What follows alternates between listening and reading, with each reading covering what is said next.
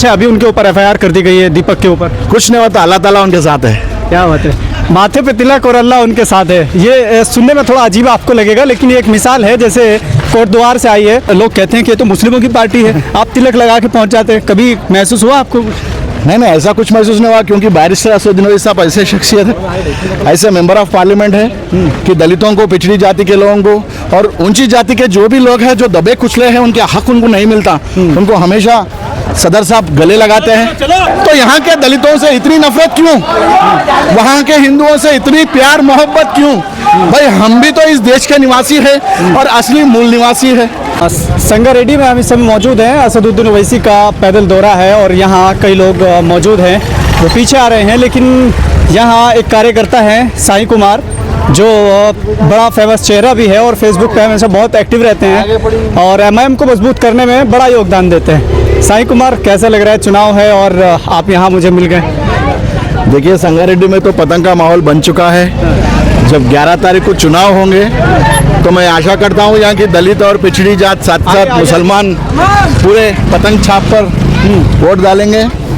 जिस दिन भी बैलेट पेपर के बॉक्स निकलेंगे उस दिन कांग्रेस, बीजेपी, टीआरएस, यहाँ के जितने भी तमाम पार्टियां हैं परेशान, हैरान, बोरान रहेंगे, क्योंकि डब्बे में पूरे पतंग के निशान के सिवा कुछ नहीं दिखेगा। क्योंकि यहाँ की दलित भी आज मजलिस के साथ है और यहाँ की पिछड़ी जात भी मजलिस के साथ है। आने वाले समय में यहाँ पे जो भी तकलीफ़ है वहाँ की आवाम को राहत पहुँचाएंगे मजलिस के कार्यकर्ता और यहाँ के जितने भी काउंसलर बनेंगे। और असदुद्दीन ओवैसी साहब का सीधा सीधा हिदायत रहता है कि आवाम की तकलीफ़ दूर करें और जो वोट दे रहे हैं मजलिस को उनको भरपूर खुश करेंगे उनके काम से।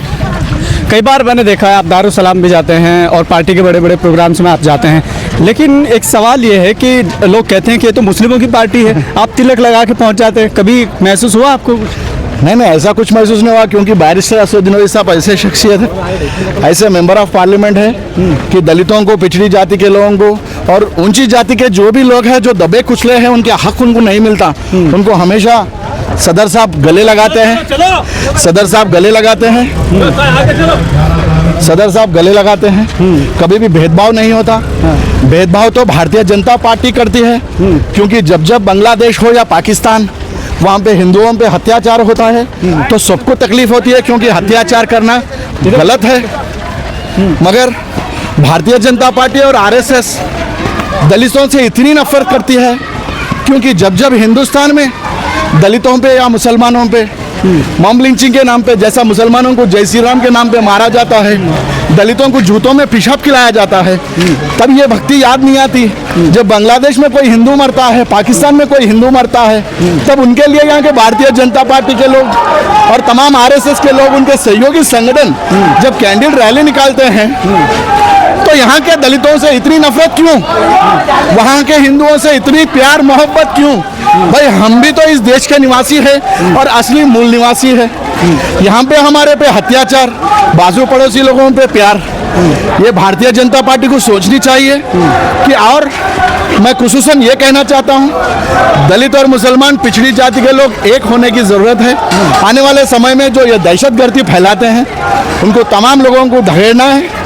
और सेकुलर जमात जो ऑल इंडिया मजलिस इत्तेहादुल मुस्लिमीन है, जिस तरह से औरंगाबाद में हो या बिहार में हो, जैसा संगठन बनाकर हम लोगों ने जीत हासिल की है, आज तेलंगाना में काउंसलर इलेक्शंस में भी जीत हासिल करेंगे इंशाल्लाह।